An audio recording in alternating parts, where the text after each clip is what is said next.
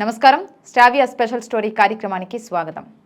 ఈరోజు శ్రావ్య స్పెషల్ స్టోరీలో టాపిక్ ఈ చంద్రగ్రహణం వీడేదెప్పుడు.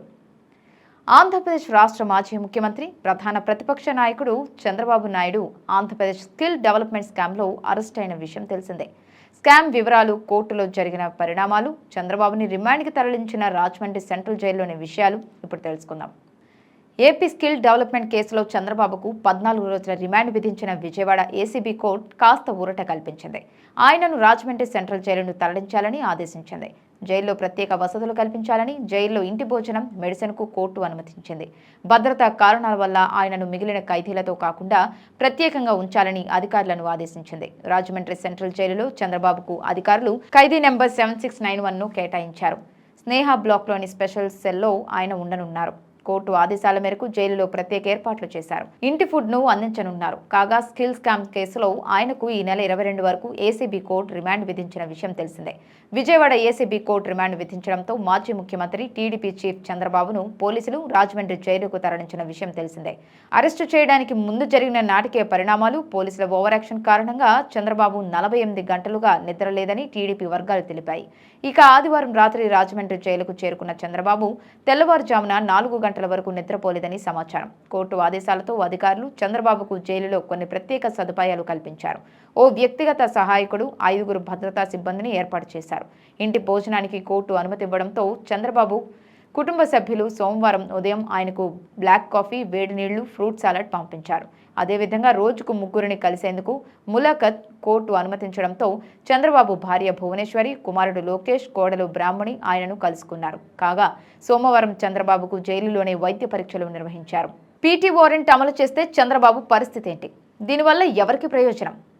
చంద్రబాబు ఇప్పట్లో బయటకు వచ్చే అవకాశం కనిపించడం లేదా అంటే అవుననే సమాధానాలు వినిపిస్తున్నాయి. ప్రస్తుత పరిస్థితుల దృష్ట్యా ఆయనను జైలులోనే ఉంచి పూర్తిస్థాయి విచారణకు ఆదేశించవలసిందిగా కోర్టులను కోరేందుకు సిద్ధమైంది ఏపీ సిఐడి. అందులో భాగంగానే అమరావతి రింగ్ రోడ్ స్కామ్లో పీటీ వారెంట్ అమలు చేయవలసిందిగా పిటిషన్ దాఖలు చేయనుంది. పీటీ వారెంట్ అంటే ప్రిజన్ ట్రాన్సిట్ వారెంట్. దీనినే పీటీ వారెంట్ అంటారు. నిందితుడు ఒకటి అంతకన్నా ఎక్కువ నేరాల్లో భాగస్వామి అయితే ఈ రకమైన పిటిషన్ కోర్టులో వేస్తారు. ఒక కేసులో అరెస్ట్ అయి ఉన్న వ్యక్తికి తాను చేసిన అన్ని తప్పులకు సంబంధించి రకరకాల కోర్టులకు హాజరుపరచడానికి వేసే వారెంట్నే పీటీ వారెంట్ అంటారు. దీనిని 4041 లా కమిషన్ ఆధారంగా చేసుకుని సెక్షన్ 267 సిఆర్పిసిలో పొందుపరచడం జరిగింది. పీటీ వారెంట్ చంద్రబాబుకు ఎలా అన్వయమవుతుంది? చంద్రబాబును ఇప్పటికే ఏపీ స్కిల్ డెవలప్మెంట్ స్కామ్లో ఏసీబీ కోర్టు రిమాండ్ విధించిన నేపథ్యంలో ఆయన్ను రాజమండ్రి సెంట్రల్ జైల్లో ఉంచారు. అయితే ఈ కేసు నిమిత్తం సిఐడి విచారణ కోరుతూ 5 రోజుల కస్టడీ కోరుతూ పిటిషన్ దాఖలు చేసింది.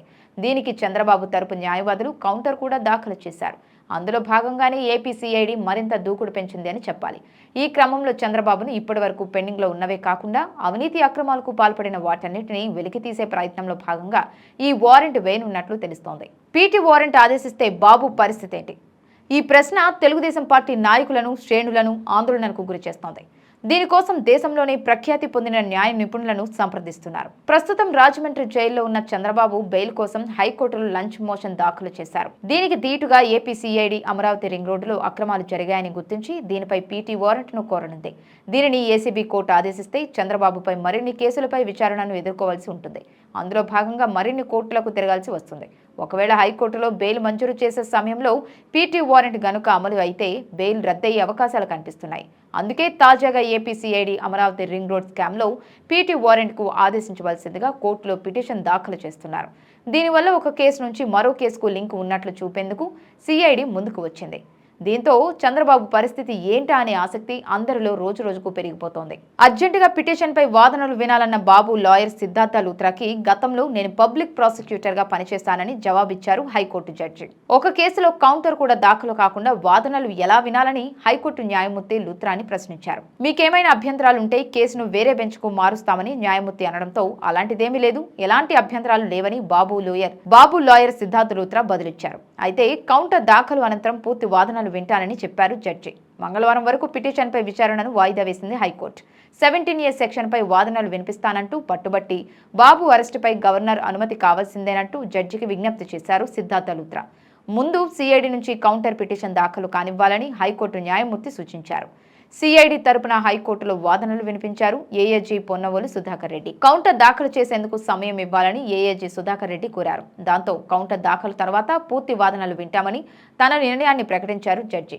ఈ నెల 19 వరకు పిటిషన్ను వాయిదా వేసింది హైకోర్టు. అప్పటి వరకు ఏసీబీ కోర్టు కస్టడీ పిటిషన్పై నిర్ణయానికి రావద్దని హైకోర్టు ఆదేశించింది. క్వాష్ పిటిషన్ను హైకోర్టు వాయిదా వేయడంతో నీరుగారిపోయారు బాబు లాయర్లు.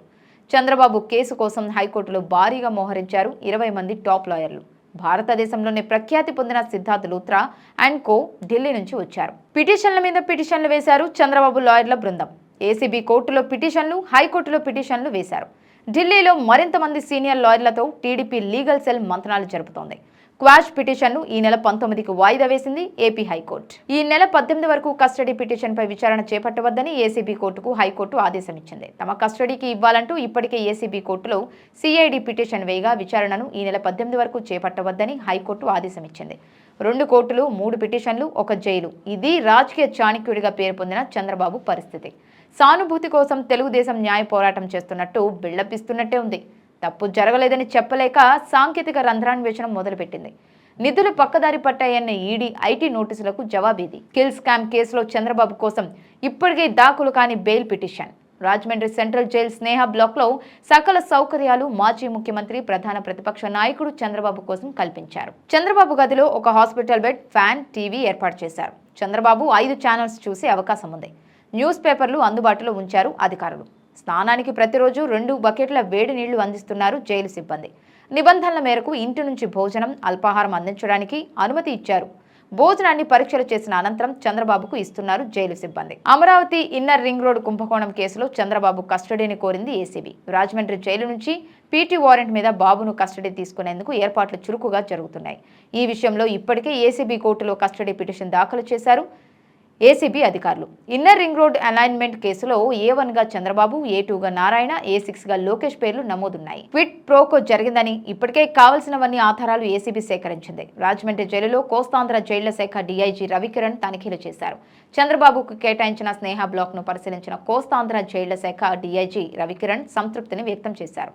చంద్రబాబుకు కోర్టు ఆదేశాల మేరకు అందుతున్న వసతులపై జైళ్ల శాఖ డీఐజీ ఆరా తీశారు.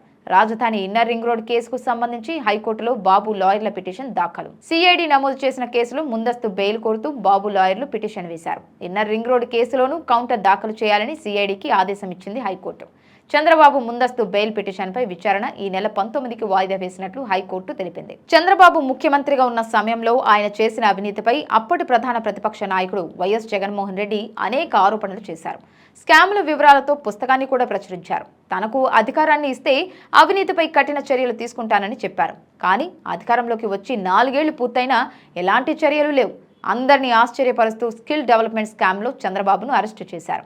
ఇంత అకస్మాత్తుగా ఈ అరెస్ట్ ఎందుకు జరిగిందో ఇప్పుడు తెలుసుకుందాం. ఢిల్లీలో ప్రారంభమైన G20 సమావేశాలకు మన దేశంలోని మాజీ ప్రధానులు, మాజీ ముఖ్యమంత్రులు, ప్రస్తుతం పదవిలో ఉన్న అన్ని రాష్ట్రాల ముఖ్యమంత్రులకి ఆహ్వానాలు పంపించారు. కానీ ఎమ్మెల్యే, ఎంపీలకి ఆహ్వానాలు లేవు.